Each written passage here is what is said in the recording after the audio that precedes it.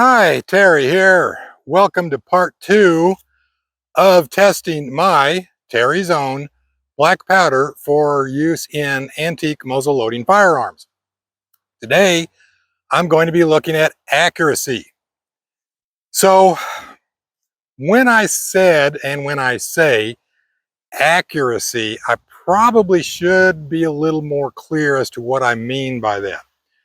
Because several people have taken it to mean that I'm going to check the effect that different manufacturing techniques for making black powder might have on the accuracy of the gun itself. In which case I would have to tie the gun down to a table, all right, so it can't move. And that way the only differences would be whatever is produced by the different types of black powder. And that is not what I mean. I'm not really trying to test the accuracy of the gun or the effect of black powder on the gun's accuracy, but rather on my accuracy as a marksman with the gun in my hand. Human error included and all. Now, back when I was an active engineer, we had a saying, test it like we fly it.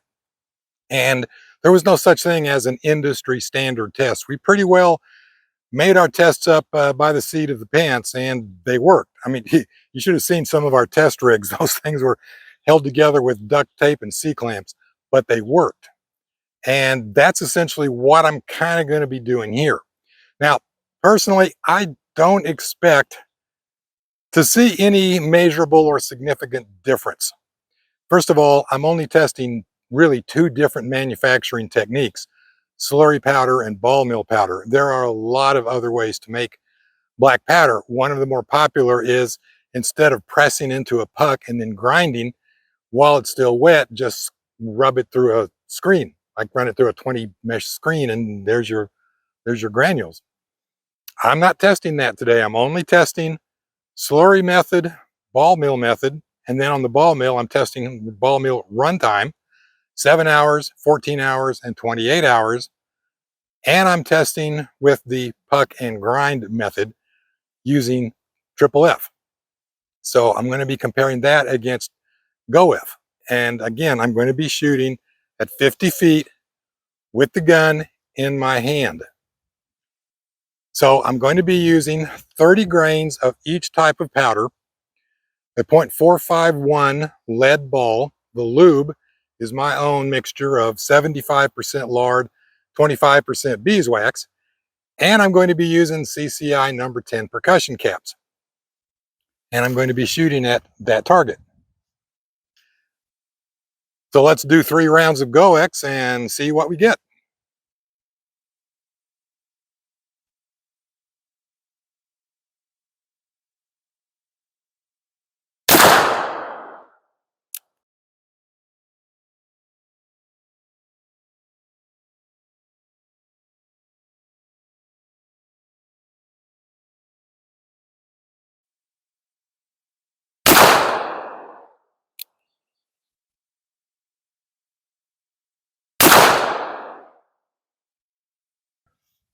Okay, so I covered the holes up, which was not a really very good group, but I haven't gotten warmed up yet.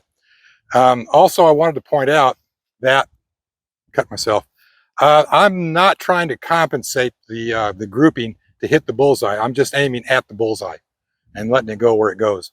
So now let's try 3 rounds of 30 grains of my Terry's Own homemade gunpowder using the slurry method.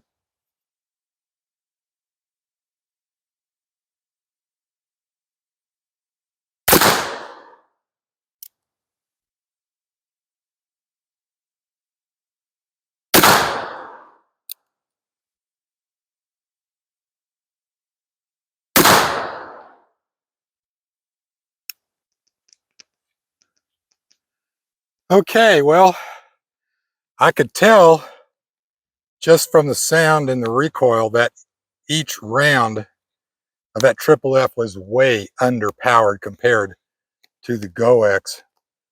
And I'm not sure where one round went. It just completely disappeared. That first round seemed like it barely got out of the barrel. And that was using 30 grains. Okay, now I'm going to reload with 3 rounds of ball mill powder ran for 7 hours, and 3 rounds of ball mill powder ran for 14 hours.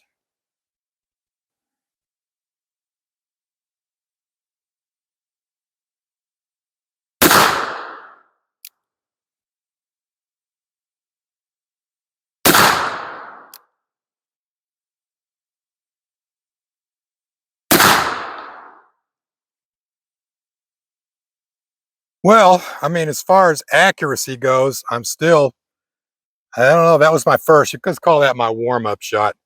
So let's, doesn't have any stick lift on it. Let's reset with some tape. And let's try. 3 rounds ran through a ball mill for 14 hours. However, I can say, just from the feel, the report, let me get those earplugs out. So yes, I am wearing earplugs. From the report, from the recoil, it's getting back up to closer to that GoX. So let's see what 14 hours does.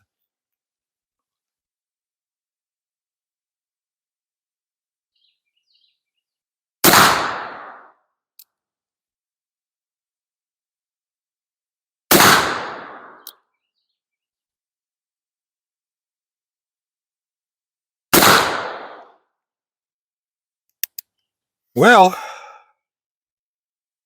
doesn't seem to be a whole lot of difference between them as far as accuracy goes. But I can say that 14-hour run, that felt like this first 3 GoX shots. So I'm going to have to dismiss these as my warm-up shots. I should have taken a couple of warm-up shots first. The grouping that I'm getting seems to be pretty well together, a little low. I'm aiming dead center every time. I'm not trying to compensate to hit the bullseye. I'm just aiming dead center every time, and let's see where it goes.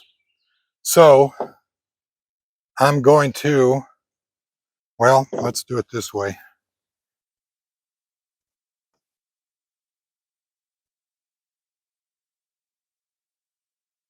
Helps to have fingernails to pull these things off.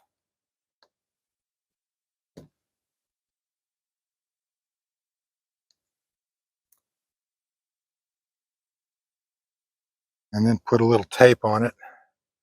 It'd be better if I had different color tape, which I do not have. Well, I do have. I just didn't want to find it. You know, it's in the junk room. There. Okay, so I'm going to reset. I'm going to fire 3 rounds, finishing up with my Terry's Own black powder 3F, 30 grains, ran through a ball mill for 28 hours.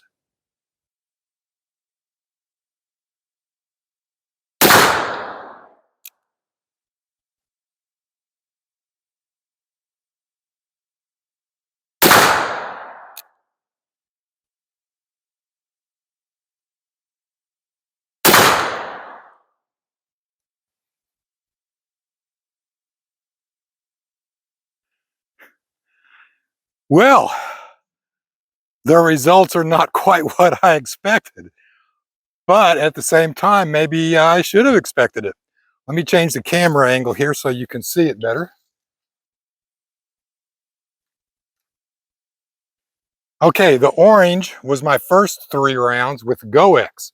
Now notice my last 3 rounds was with my Terry's Own homemade black powder, triple F, ran through a ball mill for 28 hours. And look where these rounds are, right in there together.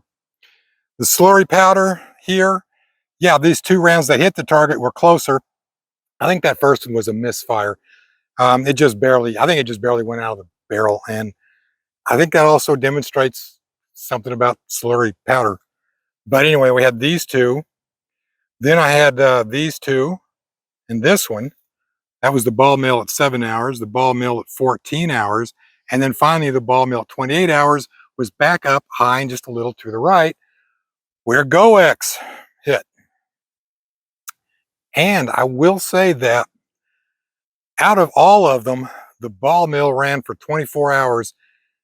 I know this is very subjective, but it sounded and felt like shooting GoX. Now, the only way to really know is going to be the next two tests, but the next test, damage, penetration, that's going to tell us a lot too.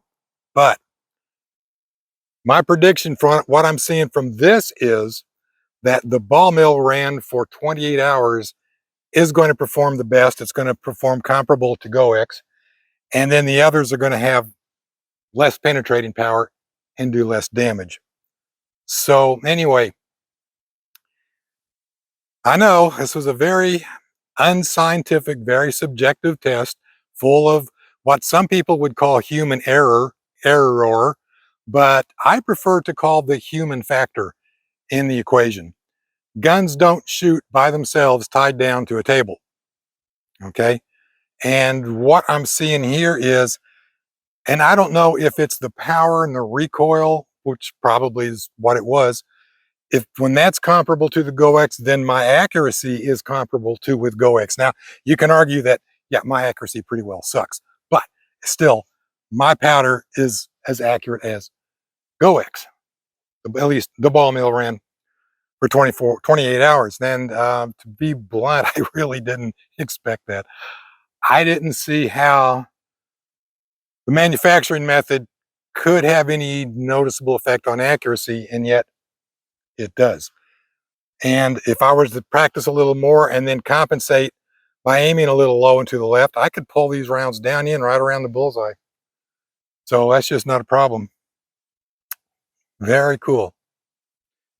Stick around for part 3, penetration and damage.